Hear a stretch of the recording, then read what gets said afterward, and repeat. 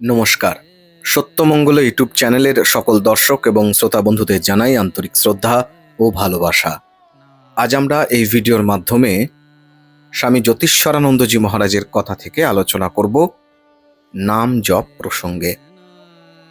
মহারাজ বলছেন, শ্রীরামকৃষ্ণ জপকে তুলনা করতেন নদীতে ডোবানো একটা ভারী কাঠের তক্তার সঙ্গে বাঁধা লোহার শেকলের সঙ্গে।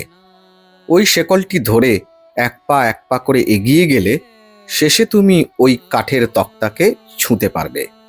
সেই রকম একবার নাম করার ফলে আমরা ঈশ্বরের কাছে একটু একটু এগিয়ে যাই।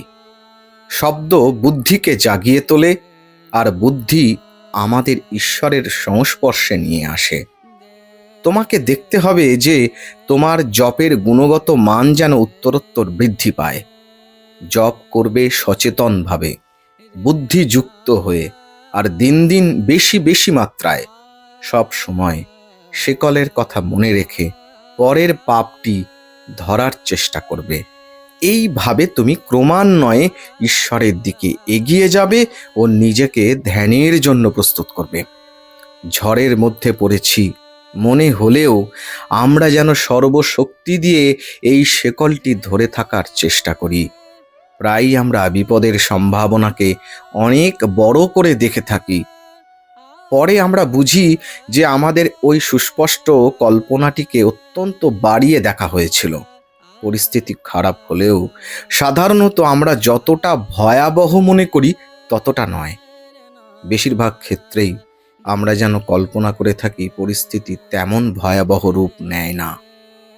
যদি পরিস্থিতি সত্যি ভয়াবহ হয়, তবু বাঁচার চেষ্টা ছেড়ে দিয়ে বিনা বাধায় পরাজয় স্বীকার কেন করবে?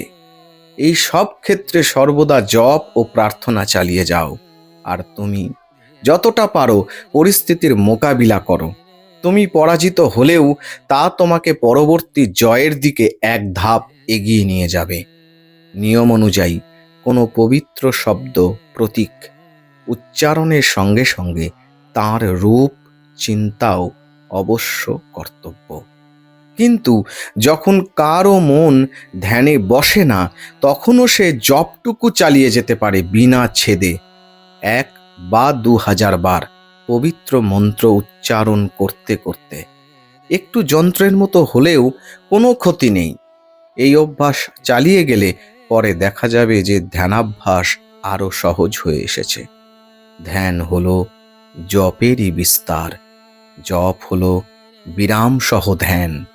একদিক থেকে ধ্যান হলো বিরামহীন জপ এবং অবশ্যই এক কঠোরতম কর্ম পদ্ধতি। জপে আমরা পাই শব্দ ও বিরাম সহ চিন্তা, ধ্যানে কেবল বিরামহীন চিন্তা।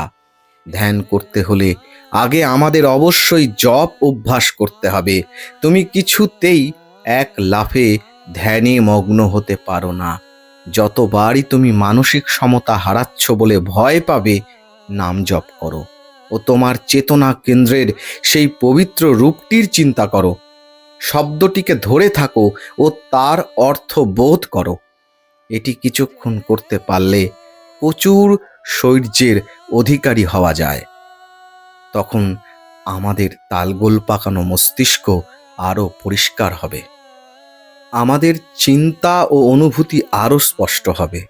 জপ বহু বাধা দূর করে সাধককে ধ্যানের উপযুক্ত করে তোলে। তোমার ভালো লাগুক আর নাই লাগুক, জপ চালিয়ে যাও। কেন থামবে কেবল মনের ভালো লাগছে না বলে? কেন পরাজয় স্বীকার করবে? কেন মনের দ্বারা প্রতারিত হবে?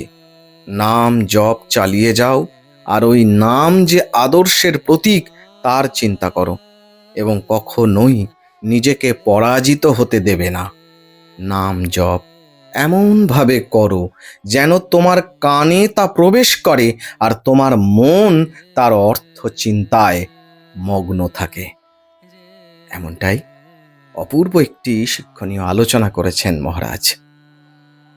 পরম পূজ্যপাদ শ্রীমৎ স্বামী জ্যোতিষ্বরানন্দজি মহারাজের চরণকমলে আভূমি লুণ্ঠিত প্রণাম জানাই।